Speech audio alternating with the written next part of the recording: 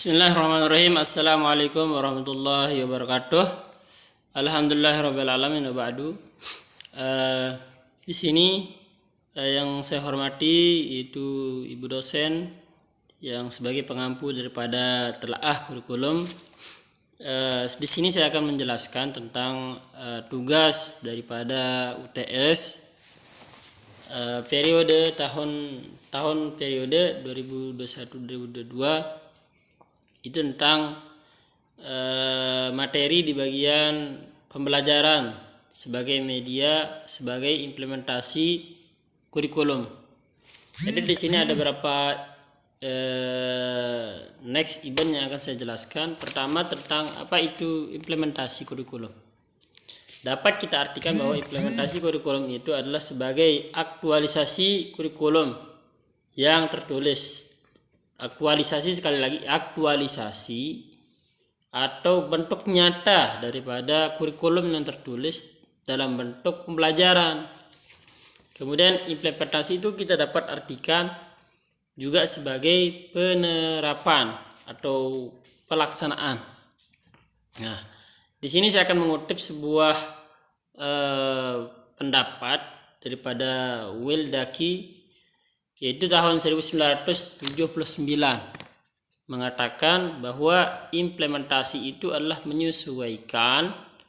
Implementasi itu juga saling menyesuaikan atau aktivitas peluasan yang saling menyesuaikan. Implementasi juga itu dapat diartikan sebagai proses daripada penerapan ide dan konsep. Nah, adapun kurikulum itu sebagai proses interaksi fasilitator sebagai pengembangan kurikulum dan peserta didik sebagai objek pembelajaran. Kemudian ada beberapa tahap dalam implementasi kurikulum itu. Pertama, di sana ada 3 pokok penting yang ada dalam tahap implementasi pengembangan itu, pembelajaran itu. Pertama, di sana ada namanya pengembangan program. Nah, di mana pengembangan program ini ada di sana program tahunan, program bulanan, program harian dan seterusnya. Misalkan kita contohkan program tahunan, semester, ada catur bulan, program bimbingan, konseling dan seterusnya, banyak sekali. Program kosmetik dan seterusnya. Kemudian yang kedua ada pelaksanaan pengembangan. Nah, di sana pelaksanaan pengembangan pembelajaran itu adalah bagian daripada bagaimana kita menyesuaikan bagaimana kita menjalankan kurikulum-kurikulum yang sudah dibuat, itu kita jalankan sesuai dengan kurikulum yang ada.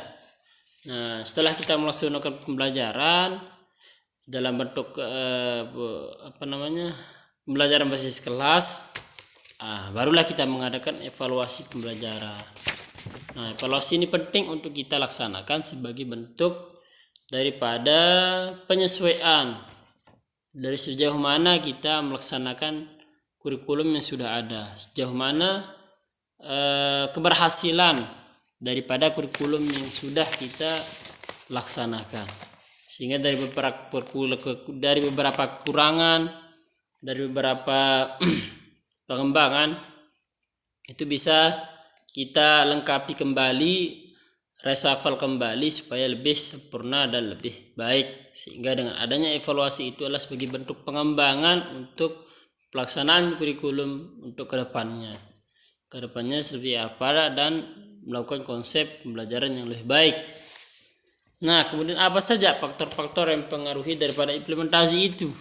Nah, di sini ada 3 faktor penting yang ada dalam karakter daripada implementasi kurikulum itu. Pertama yang perlu kita ketahui adalah karakteristik daripada kurikulum itu seperti apa. Dia di sana ada beberapa hal, itu mencakup daripada ruang lingkup bahan ajar, tujuan fungsi, kemudian sifat dan seterusnya. Kemudian ada 2. Yang kedua, strategi implementasi, bagaimana kita menstrategikan atau merencanakan sesistematik mungkin kita mengolah daripada kurikulum yang sudah dibentuk sehingga mudah untuk dipelajari. Nah, ini bisa digunakan dalam proses penggunaan dalam diskusi profesi, seminar, kemudian penetapan lokal karya, penyediaan buku kurikulum, dan berbagai kegiatan-kegiatan lainnya. Kemudian yang ketiga, terakhir, yaitu karakteristik penggunaan kurikulum. Karakteristik ini apa sih karakteristik daripada kurikulum itu? Nah, meliputi pengetahuan keterampilan, serta nilai, dan bagaimana sikap seorang guru terhadap kurikulum yang dalam pembelajaran itu. Sehingga dalam strategi ini bagaimana kita membentuk, bagaimana kita membuat bahwa pembelajaran itu lebih konsen, lebih terkait antara kurikulum dengan pembelajaran yang kita laksanakan, sehingga barulah bisa dikatakan pembelajaran itu dalam implementasi daripada kurikulum. Jadi pembelajaran itu adalah sebagai bentuk nyata dari kurikulum yang ada. Jadi istilahnya kurikulum itulah sebagai aturan atau sebagai catatan perlengkapan dalam pembelajaran. Bagaimana kita kemudian setelah ada kurikulum, ketentuan yang ada dalam pendidikan itu bisa kita laksanakan dalam bentuk pembelajaran sehingga sesuai dengan cakupan yang ada pembelajaran itu, baik submaterinya, kemudian tingkatan pelajaran yang harus kita laksanakan di dalam kelas, di luar kelas, dan seterusnya, itu sesuai dengan bisa mencapai daripada kurikulum itu. Nah, makanya penting untuk kita pelajari lebih dalam terkait kurikulum ini. Mungkin hanya itu yang bisa saya presentasikan. Saya atas nama Muhammad Putra Mubin menjelaskan tentang pembelajaran sebagai implementasi kurikulum. Mungkin hanya bisa jelaskan sampai di sini saja. Tentu di dalam pembahasan ini lebih banyak, tapi inilah yang bisa saya simpulkan. Kurang lebihnya saya mohon maaf. Sekian dan terima kasih. Wassalamualaikum warahmatullahi wabarakatuh.